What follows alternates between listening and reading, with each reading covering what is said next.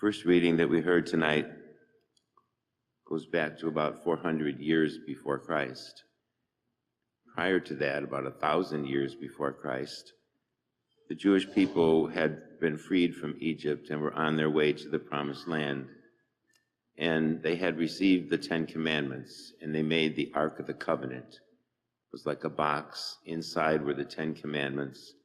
There was a gold slab on top of it with 2 adoring angels on top of that. And it was carried as they traveled with 2 long rods, because no one was allowed to touch the Ark of the Covenant because it was holy in God's presence.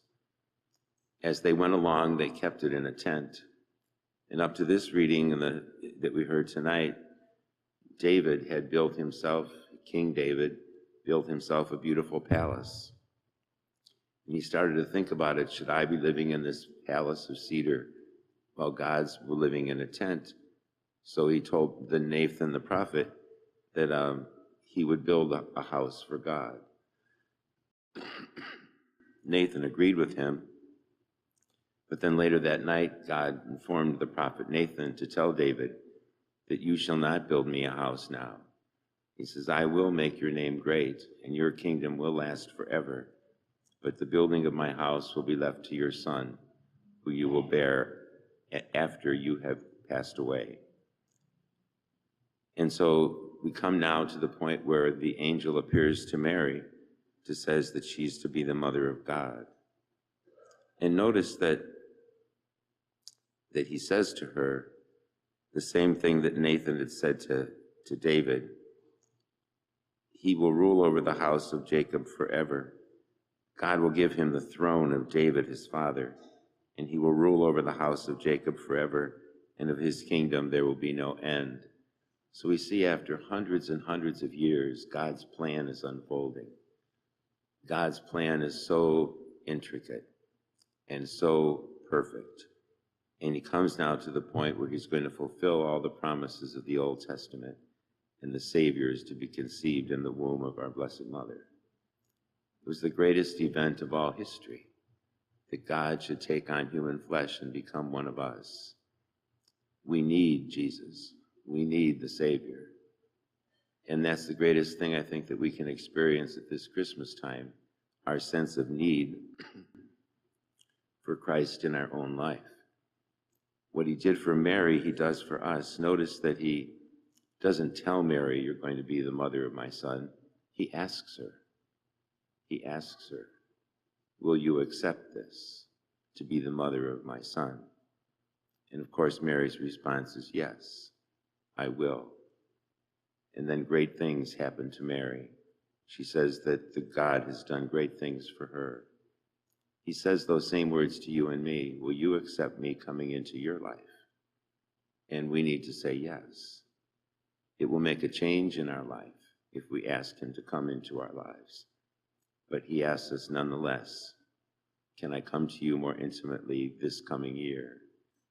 You're at Mass here tonight because this is the place where God speaks to our hearts, where he lets us know how he wants us to live. Mary says, I'm the handmaid of the Lord, be it done unto me as you say. And we have to say the same thing, Lord, let it be done to me as you say. We have to have that kind of trust that whatever God asks of us, he will give us the strength to fulfill. Christmas is the time to realize that the coming of Christ in the world was not just a community event, but it was for every individual person who would ever live, that the Son of God would come into our lives. It's so awesome. It's so awesome. Excuse me.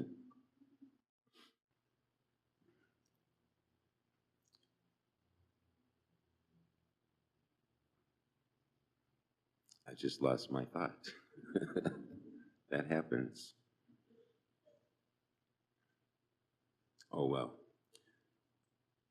My point being that I hope this Christmas time will be an occasion for you and me to open up our hearts to Christ in a new way. What is it, Lord, that you want me to do for you? And if we ask him that every day, he'll put it before us and promises to be with us always. The whole world needs Jesus Christ, doesn't it? The whole world does. And it begins with you and me in our own personal lives. This weekend, our church will be filled with people more than ever. And it's a great blessing and it's a great opportunity. If you see somebody that you haven't seen for a while, make sure that you say hello. Good to see you. Nice to have you here.